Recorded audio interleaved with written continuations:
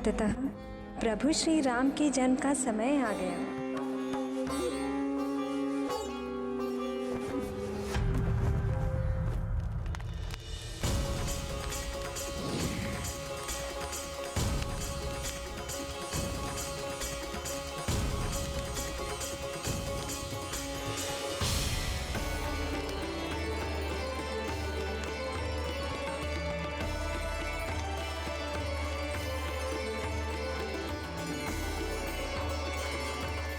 महाप्रतापी महाराज दशरथ, मैं प्रजापत्य पुरुष आपको ये आशीष देता हूँ कि पुत्रों की प्राप्ति की आपकी मनोकामना अवश्य पूर्ण होगी। देवताओं द्वारा बनाई गई इस दिव्य खीर के प्रसाद को अपनी पत्नियों में बांट दीजिए। उनके इस दिव्य खीर के प्रसाद के ग्रहण कर लेने से शीघ्र ही आपके राजप्रासाद में पुत्रों की किलकारियां गूंज उठेंगी।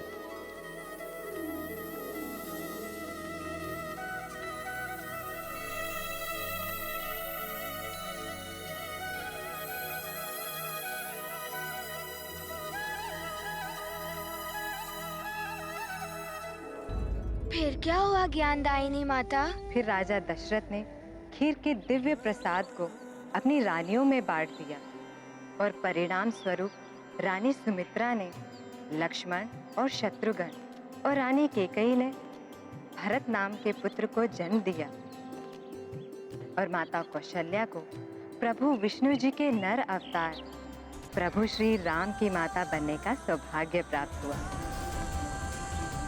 अर्थात प्रभु श्री राम के हाथों रावण का संहार होगा। माता, क्या रावण इतना शक्तिशाली है कि वो प्रभु हरि का विरोध एवं उनका सामना करने का दुस्साहस करेगा? पुत्र, 10 शीश धारण करने वाला दशानन रावण जन्म से अत्यंत बलशाली है। ओम नमः शिवाय शिवाय शिवाय। वेदों के समुचित ज्ञान ने उसकी शक्ति में और भी वृद्धि कर दी है। वो प्रकांड पंडित है। भगवान शिव के महान भक्तों में उनकी गणना होती है। बाबा भोलेनाथ से उसे अति प्रचंड खड़क चंद्रहास भी प्राप्त है। महापंडित, महान शिव भक्त, ये तो एक महान पुरुष के गुण है माता। हाँ पुत्र, जब इन गुणों का सम्मिश्रण दुष्टता एवं अहंकार से हो जाए तो व्यक्ति महादानव बन जाता है। और इस महादानव रावण ने किसी भी शत्रु से स्वयं को सुसज्जित रखने के लिए मेरे स्वामी प्रभु ब्रह्मदेव की घोर तपस्या की और वरदान प्राप्त किया कि कोई नर या वानर ही उसका वध कर सके। परंतु वाली से हुए संघर्ष में पराजित होने और एक वानर से सामना होने के पश्चात उन्हें ज्ञात हो गया कि नर या वानर उसका संहार करने में भी सक्षम हो सकते हैं। मृत्यु का भय उसे पुनः सताने लगा। पूर्व काल में प्राप्त उस वरदान से वो असंतुष्ट हो गया। फिर उसने क्या किया माता? उसने ठान लिया पुत्र कि वो अमृत प्राप्त कर अमृतत्व को प्राप्त करेगा। जीवन और मृत्यु के चक्र से मुक्ति पाकर सदा जीवित रहेगा। इसी आशय से वो पुनः सृष्टि के सृजनकर्ता प्रभु ब्रह्मा जी की घोर तपस्या में लीन हो गया। ओम ब्रह्मदेवाय नमः। ओम ब्रह्मदेवाय नमः। ओम ब्रह्मदेवाय नमः। ओम ब्रह्मदेवाय नमः। ओम ब्रह्मदेवाय नमः। ओम ब्रह्मदेवाय नमः। ओम ब्रह्मदेवाय नमः। ओम ब्रह्मदेवाय नमः। ओम ब्रह्मदेवाय नमः। ओम ब्रह्मदेवाय नमः। ओम ब्रह्मदेवाय नमः। ओम ब्रह्मदेवाय नमः। ओम ब्रह्मदेवाय। दशानन रावण, अपने नेत्र खोलो बस। प्रणाम सृष्टि के रचयिता प्रभु ब्रह्मदेव। आपके दर्शन पाकर आपका यह भक्त कृतार्थ हुआ। तुम्हारा कल्याण हो पुत्र।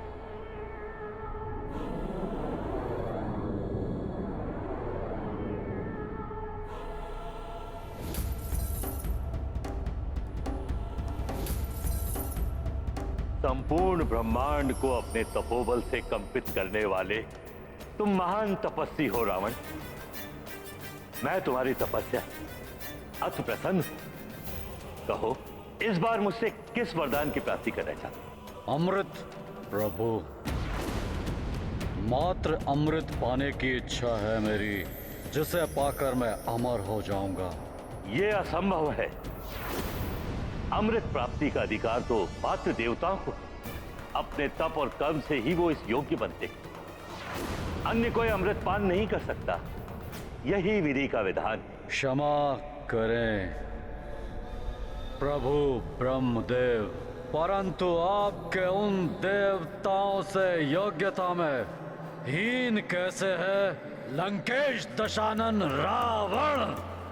समस्त वेदों का ज्ञानी हूं मैं, महादेव का परम भक्त हूं मैं, उन देवताओं से अधिक शक्ति संपन्न हूं मैं, और आपके ही कथन के अनुसार मेरा श्रेष्ठतम तपस्वियों में सर्वोच्च स्थान है। और फिर आपका परपोत्र भी तो हूं ना मैं। इसलिए प्रभु, अमृत को मुझसे और मुझे अमृत से वंचित रखने का यह अन्याय आप कर नहीं सकते। यदि आप मेरी तपस्या से प्रसन्न हैं तो अमृत पान कराइए मुझे। रावण, मुझसे अमृत प्राप्त करके भी तुम्हें उसका कोई लाभ नहीं होगा। पात्रता के अभाव में तुम उसका पान नहीं कर सकोगे।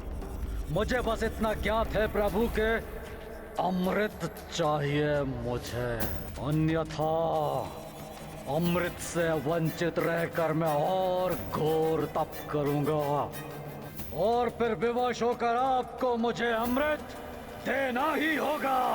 यदि अमृत प्राप्ति की तुम्हारी इतनी प्रबल इच्छा है कि तुम उसको पाने के बाद ही अपना तप समाप्त करोगे, तो ठीक, तुम्हारी इच्छा अनुसार मैं तुम्हें अमृत का वरदान दूंगा अवश्य, परंतु तुम अमृत का पान कर नहीं सकोगे और तुमको उसे अपने शरीर के किसी अंग में समाहित करना होगा।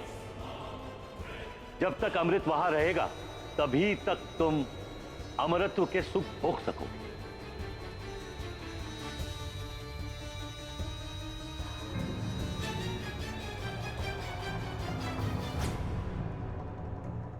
उत्तम, अति उत्तम। धन्य हो गया दशानन रावण, आपका ये वरदान प्राप्त करके प्रभु। धन्य हो गया। मैंने विचार कर लिया है प्रभु, आपका ये वरदान मैं स्थिर रखूंगा अपनी नाभि में। तथास्तु।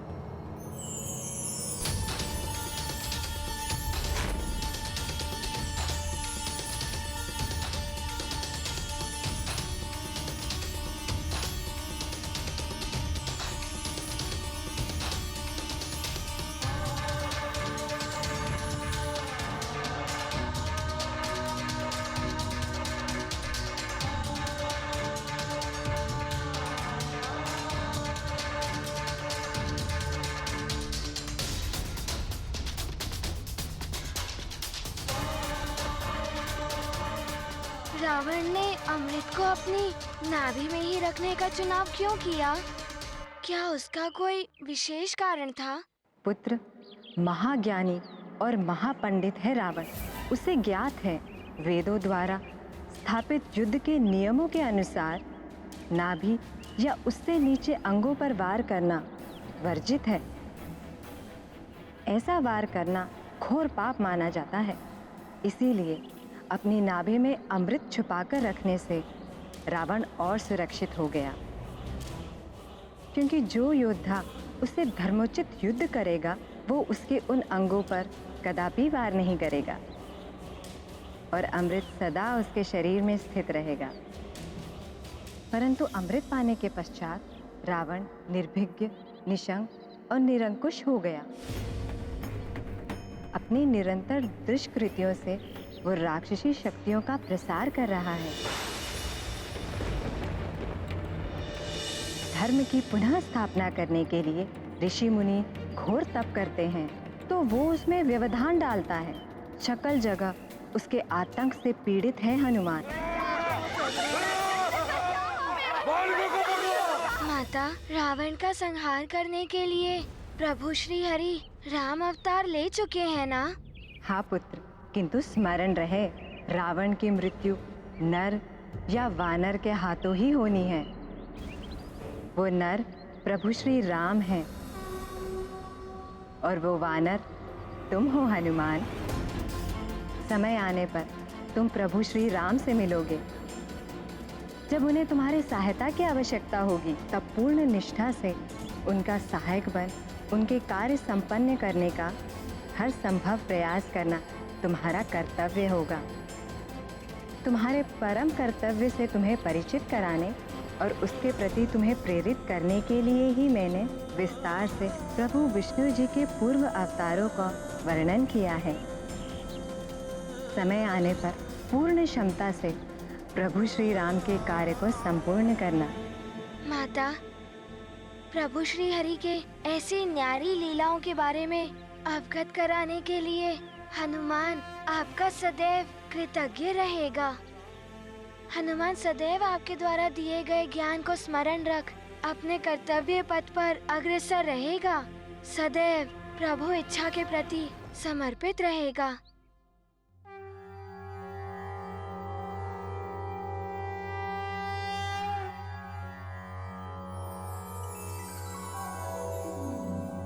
सरस्वती नमोस्तुभ्यं, सर्वदेवी नमो नमः, शान्तरूपे शशिधरे सर्वयोगे नमो नमः, नित्यानन्दे निराधारे निष्कलाय नमो नमः, विद्याधरे विशालाक्षि शुद्धज्ञाने नमो नमः, सर्वज्ञाने सदानन्दे सर्वरूपे नमो नमः, सम्पन्नाय कुमार्याय च सर्वज्ञे नमो नमः।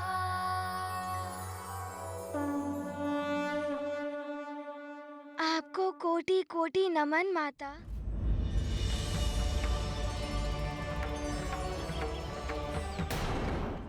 प्रणाम त्रिदेव, प्रणाम त्रिदेवियों।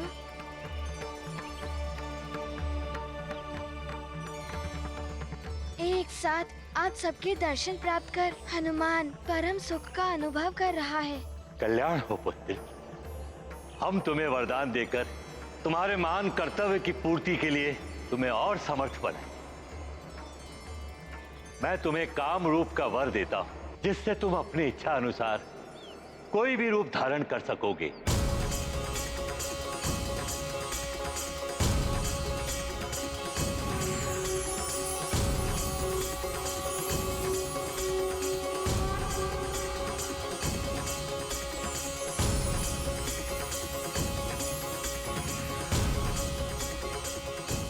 धन्यवाद ब्रह्मदेव। हनुमान, शक्ति रूप में मैं सदैव तुम्हारी पूंछ में स्थित रहूंगी। स्मरण रखना पुत्र, किसी भी ऋषि मुनि का श्राप मेरी शक्ति को प्रभावित नहीं कर सकता। वाह सखा,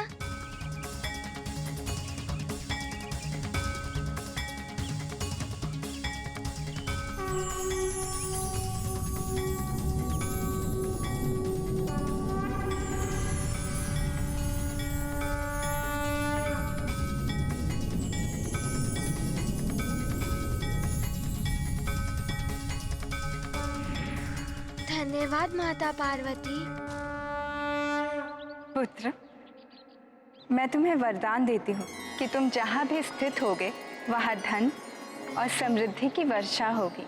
मेरे समान तुम सभी की आशा और भावी सुख के प्रतीक होगे और स्वयं प्रभु श्री नारायण की विजय पताका बनोगे।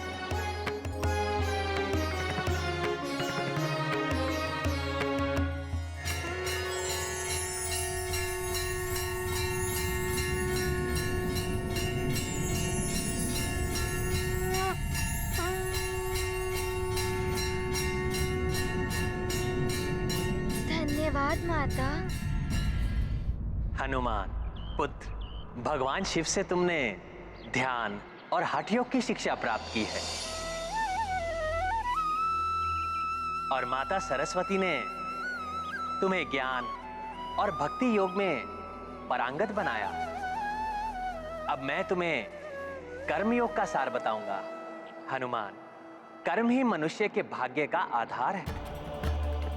इसीलिए पुत्र, अपने कर्मों से धर्म और सत्य की स्थापना करना और संपूर्ण सृष्टि का कल्याण करना।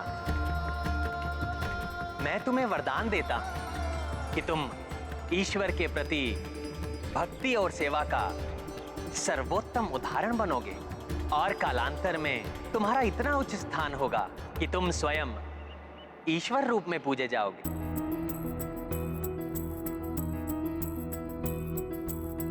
ज्ञान विचारा या हो ध्यान, कर्म बलि है कर्म प्रधान। श्रेष्ठ सदा जो कर्म धरे, सोई स्थापित धर्म करे। कर्म जगत में सबसे महान, हरि हनुमत को दे ये ज्ञान। अमृत वाणी गृहित कपि, कर्म के ऊपर जग है टिकी। धन्यवाद प्रभु। पुत्र, अब मैं तुम्हें वो ज्ञान दूंगा जो पुण्य स्थल काशी में अपनी निश्वर देह त्यागने वाली पुण्य आत्माओं को मुझसे प्राप्त होता है। सभी दुखों से मुक्ति दिलाने वाला तारक मंत्र राम राम राम राम राम राम। आज से तुम इसी नाम का जप करोगे, जिसकी साधना से प्रभु श्री राम से तुम्हारा शुभ मिलन होगा, जिसके उपरांत तुम योग की अंतिम अवस्था राजयोग प्राप्त करोगे।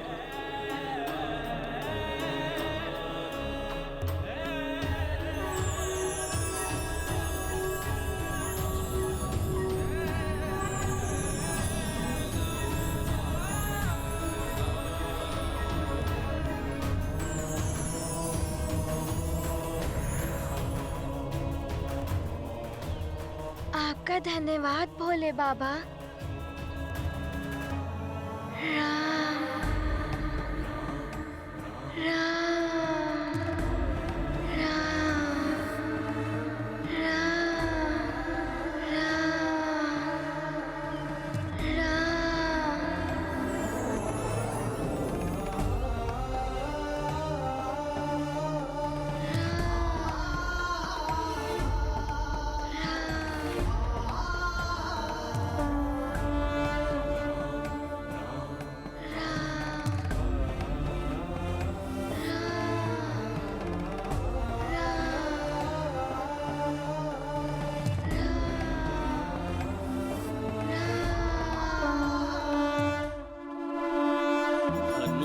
शंख को मुख से लगायो, तीनहु लोक को दियो गुंजायो।